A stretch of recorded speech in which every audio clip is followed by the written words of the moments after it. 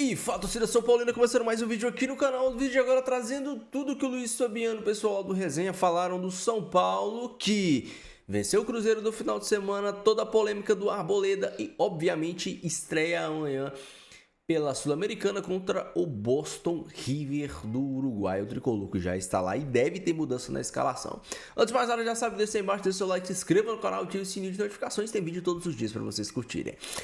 Nós vamos assistir o vídeo junto, no final do Sabe Eu Volto a gente vai falar muito da vitória no final de semana, do Arboleda e da estreia do São Paulo na Copa Sul-Americana. Crédito eleitorais, deixa na descrição, sem mais enrolação. Simbora pro vídeo. Nunca sumiu. Ficha corrida, puxar capivara do Arboleda, meu amigo. Sumiu, desapareceu. Tava relacionado pro jogo, tinha que se apresentar. Apareceu na festa lá no Equador, tal, e da boa. E ficou 2 dias sem atender ninguém da direção de São Paulo. Acho que agora azedou de vez, né, Luiz? A preocupação dele. Ambiente para voltar para... Eu desconfio, não posso afirmar, seria muito leviano da minha parte, que ele não pode mais pisar por essas terras aí por um bom tempo, pelas nossas terras. Aí no Equador ele fica mais tranquilo. A mais que eu acho que tem. Eu acho que tem. A gente sabe que ele é muito... que fez ele embora, Ele tem uma vida pessoal muito difícil, muito complicada. Complicada, né? Mas isso aí, mas o RG chega em bastante lugar, viu, Player? Tem que ter isso. Não, e assim, se fechar a torneira do futebol, fica mais difícil ainda pagar as dívidas, não fica não, Capita? Exatamente, assim, mas é isso, Player. O Arboleda é esse pacote, né? Enfim, tem a qualidade dele, foi importante pro São Paulo. Quase 10 anos de clube, chegou em 2017 no São Paulo. Exatamente. Muitos serviços prestados. Mas errou em determinado jogo. O cara que ficar quase 10 anos no clube vai errar mesmo. Que sim.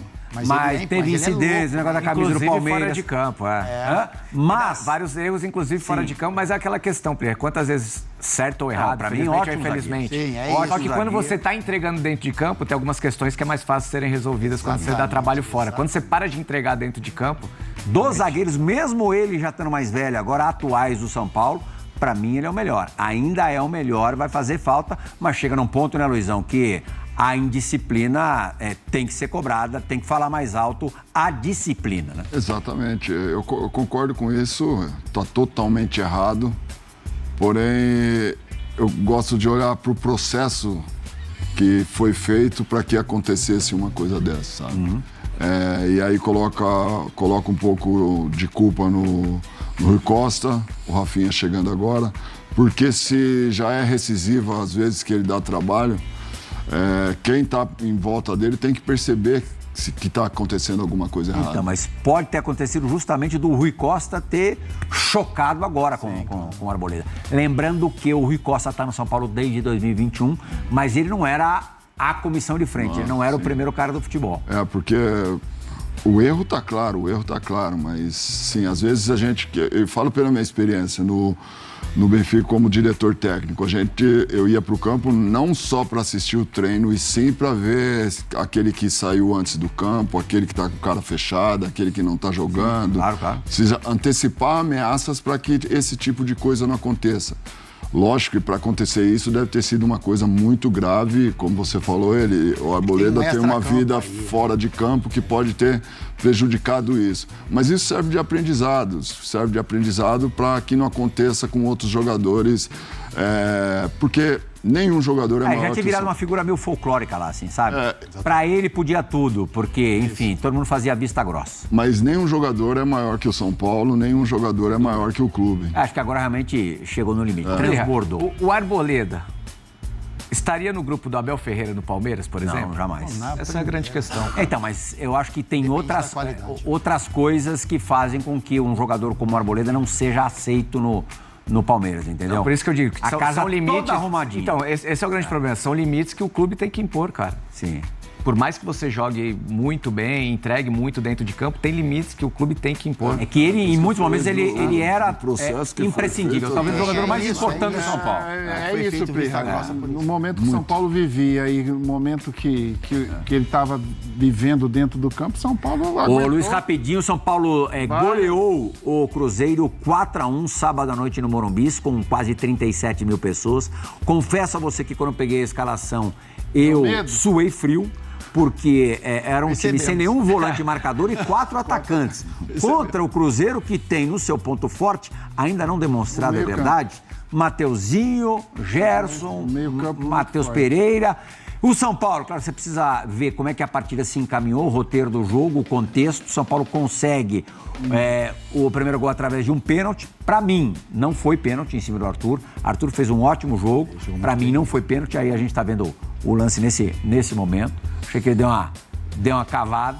Mas, enfim, dá para dar também. São Paulo fez 1-0 com o Caleri e depois Ferreirinha marcando os outros 3 gols, primeiro hat-trick da carreira. Tudo deu certo.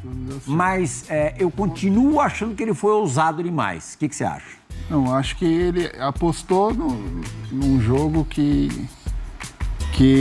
era arriscado, porque o Cruzeiro, o meio-campo do Cruzeiro é muito forte. E se ele perde também, assinando desse jeito, ele tá Mas ferrado. também a gente tem que levar em consideração que o Cruzeiro não tá bem, né? Acho que ele entendeu o momento do Cruzeiro também. Então, jogando em casa, o Cruzeiro não Um minuto pro break. Eu sei que o Fábio Santos tem ótimas informações partindo de dentro da comissão técnica. Me convença que ele fez a coisa com certa segurança. Não, eu acho, Plir, que o São Paulo se encontrou jogando com 3 homens no meio campo, o Bobadilha, Marcos Antônio e Danielzinho. Só que são 3 jogadores, né? A própria reposição ela é mais complicada, por mais que você tenha Pablo Maia, enfim, outros jogadores. E para um calendário tão cheio, eu acho que você pode ter essas variações. Danielzinho no banco pode ter sido uma dosagem. Pode ter sido uma dosagem ou pode ser também uma manutenção de jogar com pontas, já que ele tem agora, né? O Ferreirinha estava escanteado, agora a contratação do Arthur é um cara que pode te entregar isso. Muito bem. Eu acho que o planejamento para a partida, eu acho que cabia esse tipo de situação por causa da tática do Cruzeiro, a maneira como joga, explorando esse contra-ataque, são jogadores mais leves, né? Que quando são incomodados realmente tem um pouco mais de dificuldade. Eu acho que a aposta... O placar diz por si só que valeu muito a pena, né? Candidato único para rei da rodada, então a gente vai reservar um pequeno... Seguimos no continente sul-americano, vamos para o sul agora, para o Uruguai, porque nesta terça-feira também tem Sul-Americana, Boston River e São Paulo. As informações com Gustavo Berton. Fala, Berton! Tudo bem, Edu? Abraço para ti e para toda a turma aí. Já estou aqui em frente à concentração do São Paulo em Montevidéu, no Uruguai, bem em frente ao Rio da Prata, onde o São Paulo vai ficar hospedado para essa estreia na Copa Sul-Americana, jogo na primeira fase, enfrenta o Boston River nessa terça-feira. São Paulo já chegou por aqui, daqui a pouco a concentração fica aqui com os jogadores, o ônibus vai parar por aqui para os jogadores entrarem, e o Roger Machado trouxe aquilo que ele tem de melhor no momento, claro, com algumas ausências. Eu vou começar talvez pela mais polêmica, que é a ausência do zagueiro Arboleda, que teve um sumiço, não se apresentou para a partida contra o Cruzeiro. O São Paulo deu prazo para o Arboleda se reapresentar ao clube, sendo que ele tinha compromissos, treinos, enfim, né, todo compromisso de um jogador do São Paulo. Vídeos do jogador lá no Equador apareceram e o São Paulo soltou uma nota oficial, né, dizendo que está fazendo todo o possível para manter contato com o jogador e deu um prazo de 24 horas para o Arboleda pelo menos dar alguma explicação do porquê não se apresentou.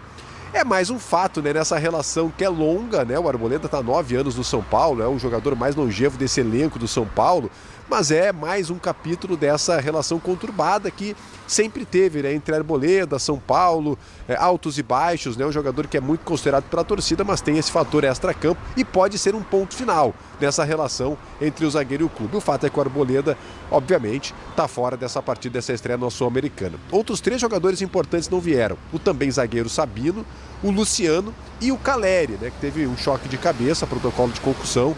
Então ele está fora também dessa partida. Isso pode mexer um pouco com o time do São Paulo, principalmente lá na frente, né? O Cauli jogando um pouco mais centralizado. O Roger elogiou muito depois da partida contra o Cruzeiro o Ferreirinha e o Arthur aberto pelas pontas.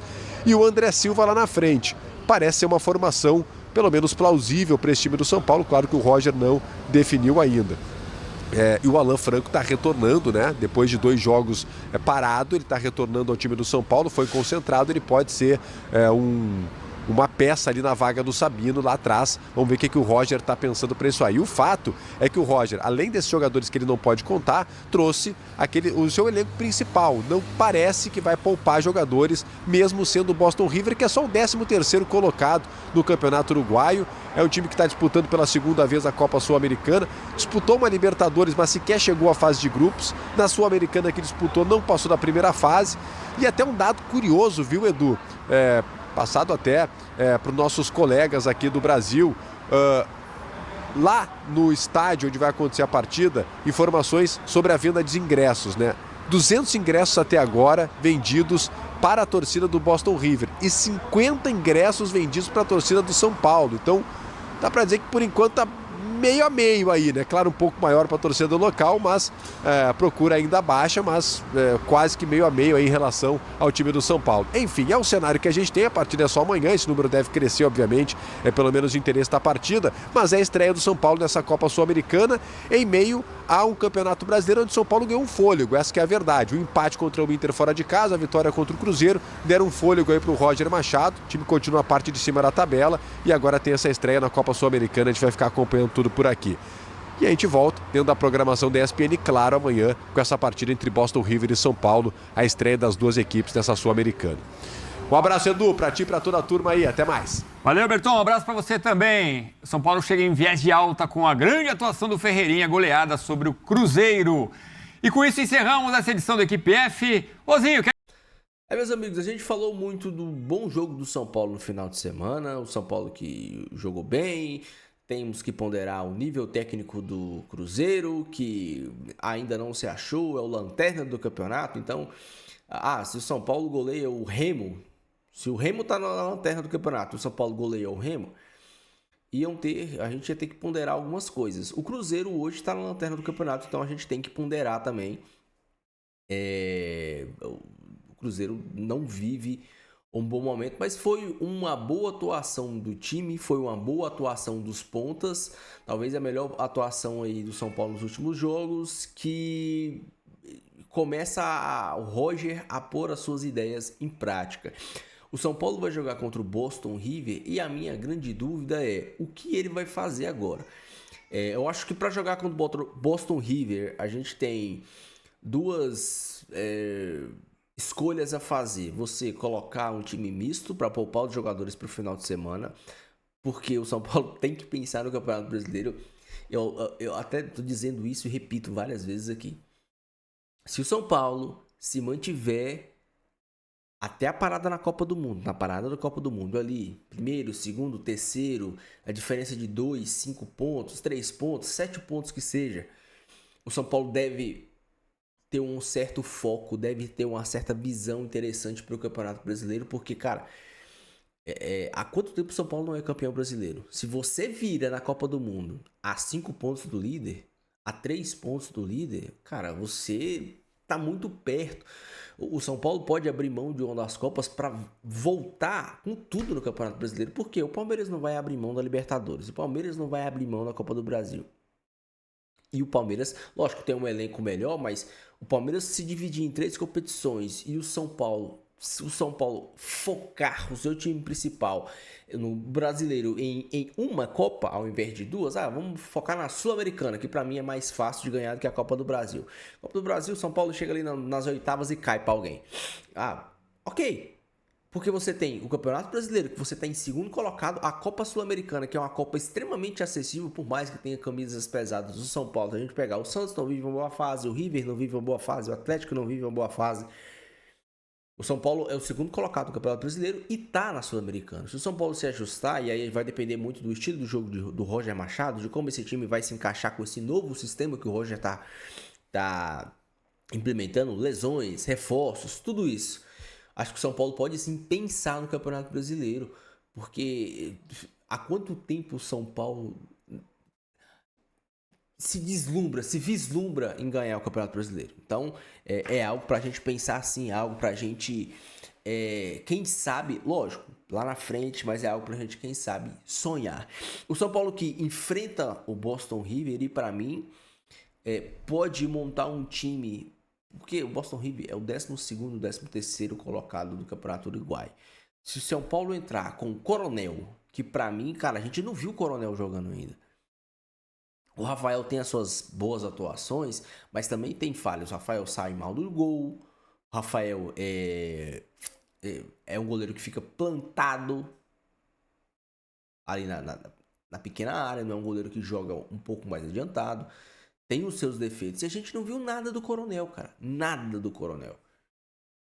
Um jogo como esse é um jogo pra gente testar, pra gente ver. Então, você pode colocar o Coronel, pode colocar essa dupla de zaga pesada, Rafael e Dória. O Enzo. Coloca o Enzo. Você pode colocar o Mike, pode colocar até o Cedric. Pablo Maia pra jogar. Danielzinho de titular. O Cauli deve ser titular. E aí nas pontas, eu acho que ele deve manter o sistema. Você pode colocar o Ferreirinha, que ganhou oportunidade agora. O Arthur já vem de 2 jogos seguidos. Você pode colocar o Ferreirinha lá. O André Silva de centroavante. E o moleque da base ali na outra ponta. Então você pode colocar 2 moleques da base na ponta. O São Paulo tem que ver que esse jogo do Boston River é um jogo acessível para você. Por incrível que pareça, na Libertadores dá para você fazer isso, para a Sul-Americana dá para você mistar o time pensando no Campeonato Brasileiro. Geralmente o que os times fazem? Mistam no Campeonato Brasileiro pensando na Libertadores. O São Paulo pode mistar agora na Sul-Americana, fazer o que o Rogério fez. O Rogério colocava a molecada da base, um time 100% reserva na Copa Sul-Americana. São Paulo não precisa nem ser um time 100% reserva. Como eu disse, você coloca o Coronel, Tolói, Dória, Enzo, Cedric ou Mike, Pablo Maia, Danielzinho. É uma boa linha de defesa. Coloca o Cauli de 10. Ferreirinha de um lado e o moleque da ponta do outro, o moleque pra jogar na ponta e o André Silva de centroavante, não é um time que dá pra vencer o Boston River lá? São Paulo, na volta, se não me engano, pega o Vitória no Barradão. Não vai ser um jogo fácil. É um jogo que o São Paulo precisa vencer para se manter no topo, para seguir na cola do Palmeiras. O São Paulo tem que ir vencendo, tem que ir ganhando, tem que ir aproveitando as oportunidades para quando o Palmeiras empatar aqui, tropeçar ali, o São Paulo tá na cola, tá fungando. O São Paulo precisa disso. E outra, o São Paulo precisa se manter na parte de cima do Campeonato Brasileiro, porque o que sempre aconteceu com o São Paulo nos Campeonatos Brasileiros? O São Paulo iniciava mal o campeonato, perdendo, empatando, derrapando, mandava o técnico embora, e o que acontecia? Chegava no final do campeonato, o São Paulo estava precisando de ponto para correr da zona do rebaixamento. Aí faltava ponto para Libertadores, sobrava ponto para zona do rebaixamento, não tinha ponto suficiente. Agora não, agora o São Paulo está acumulando uma gordura que mesmo se o São Paulo definhar durante o Campeonato Brasileiro, talvez essa gordura que o São Paulo está fazendo agora seja o suficiente para o São Paulo ficar ali em 7º, 6º, 8º. Não lá na parte de baixo da tabela. A gente tem que pensar até nisso. Até nisso a gente tem que pontuar, a gente tem que pensar.